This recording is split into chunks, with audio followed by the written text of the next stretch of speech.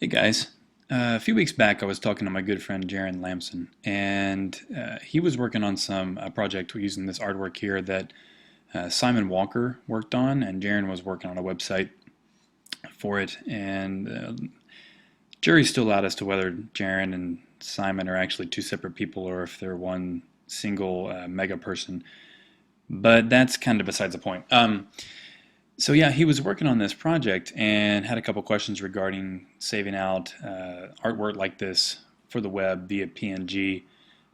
His idea was to use a repeatable background texture. The whole site had this gray kind of rusty texture, and then on top was the logo here in white. And you might see if I kind of zoom in that there's some texture going on here with this logo and this artwork. And it's like, okay, do you want to have some of the background show through? If you have the texture, do you save that as a PNG-24? What's kind of the route to go there? So I gave him a few tips, and yes, you can save this out if you did with the transparent background, and save it as a PNG-24. If we just go to our favorite Save for Web and choose PNG-24. You can save this out. Now it's going to be 173 kilobytes just as it is. There's no way, unless you use a third-party PNG compression program, which could really help to get it down smaller.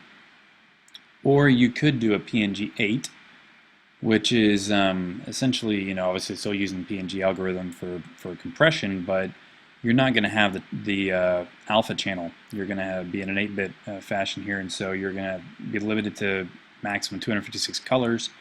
Even if you do transparency, you can choose to not have a matte, or you can choose to use a matte. But if you're familiar with PNGs, all your edges, let's see if we zoom in here, a little hard to see, but since you don't have an alpha channel, you're going to have fully opaque or fully transparent pixels. There's no, obviously, in between.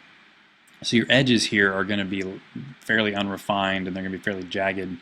And depending on, if you have no matte, or if you choose a matte, say white or whatever, you're going to get this kind of janky looking edge. And now you've got a smaller file size, but how do you make that obviously look good against a background like a dark background? Well, jumping back out of here, you can obviously sample a color of the background. So if we just kind of picked really any of these grays, have it picked, and then drop out our background, and again go into Save for Web and choose PNG-8, sorry, but then for the matte you choose your foreground color, which is what you selected.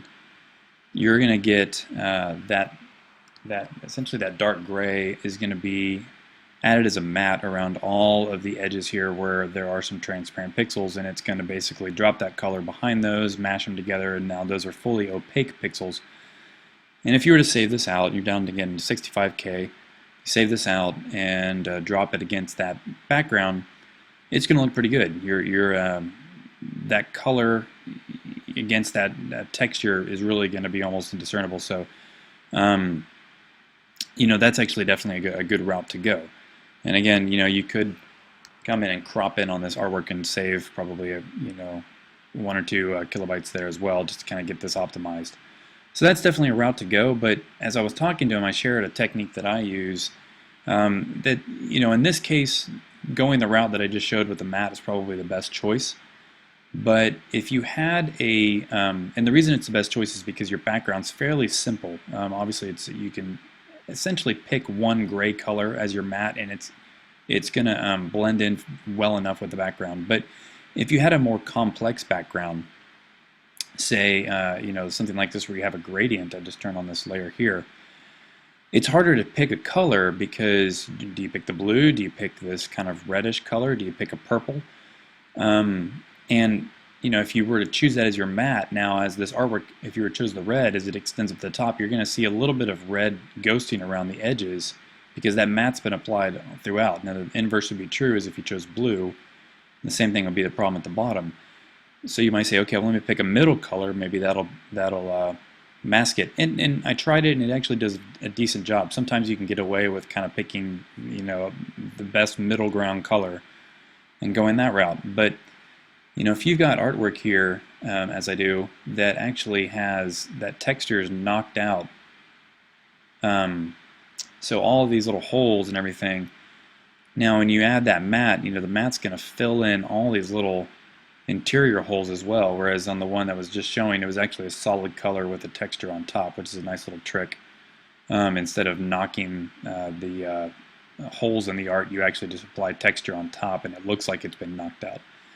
But if you had artwork, say that actually had, holes, and you apply that matte, that matte color is going to be all throughout this thing, and again, it's going to be harder to pick a color. Well, what I've done in the past is, ultimately, if I'm doing PNG-8, I need opaque pixels. Well, what I really need is to not only take the white, but to take all of the artwork that is behind my artwork and basically mash it into this before I save for web, if that kind of makes sense. Let me demonstrate. So I've got my cider logo here, and if I hit Command or whatever it is for Windows users, Alt maybe, and you click and you select the layer. Now what that has done is it's made a selection of all the pixels in this layer. So if you zoom in, I not only have the, obviously the artwork, but all the little holes and everything are part of the selection.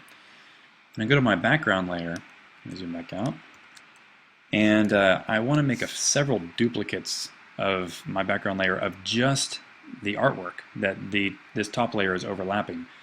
Now, a quick way to do that is do Command J, and that has basically, if I drop this out and all the way down, it's there's a little bit of the red and the blue in here. It's taken just the pixel information of my cider logo, and I've made a copy of that out of my background. Now, whenever I've done that, because you're making a selection of pixels, you're not going to get Photoshop. It's pretty smart here. It's not just going to copy 100% opaque pixels. It's going to copy, if part of the pixel was semi-transparent, it's going to make a semi-transparent selection. So what you want to do is you want to actually duplicate this like several times. And what you're doing is any pixel, I just kind of pick an arbitrary number, roughly 8 to 10 layers. Any pixel that was transparent, now if these things are all stacked on top of each other, let me turn this off. This thing is like beefy. Like there should be hardly any semi-transparent pixels at this point. And now when I turn on the white layer on top, what we're going to have is the white now showing through, everything's showing through that background. All these layers are showing through the white now. If I turn on my background layer, you can't tell, obviously, because I made a selection of the background. So now when I go to File, Save for Web, and I do PNG-8, I don't need a matte because my matte is essentially already built in, and it's built in out of that background layer, if that kind of makes sense. Like all those semi-transparent pixels that were there around the edges are now being added with this matte that was using the background art. And again, we're still benefiting from the PNG-8 file size. And what that does is now when I overlay this on top of my background, that red's going to fall where the red is, that blue is going to fall where the blue is, and it's actually going to line up perfectly. So that's a little trick I do. Now, this is a gradient, obviously, positioning everything, getting that PNG to position perfectly in the gradient on your web. If things shift around, and this thing were to shift out of place, you might start seeing that gradient. So there's going to be fallback, or just drawbacks to this technique. But this really has, saved me quite a bit, and it's able to get me, for me to be able to use PNG-8, for logo work like this. It's got a lot of texture and not have to go full PNG-24, which can, that's just one image. You had several of these on the page. They could really start adding up to the file weight of your page. But also, if you were to think that this background were much more complex than a gradient, if it had swooshes, or if it had a pattern or anything like that, or if it was just it didn't even have to be a photo, it could literally be just a more complex background, that you can use the same technique of copy and pasting out of your background and basically building up all these layers underneath your logo to where you've got almost 100% opaque artwork here, but again, you're not having to use an alpha channel. So I hope that was a helpful tip. It's something that's been very helpful for me, and I don't use it all the time, but whenever there's certain projects that call for it, it is quite handy. So thanks.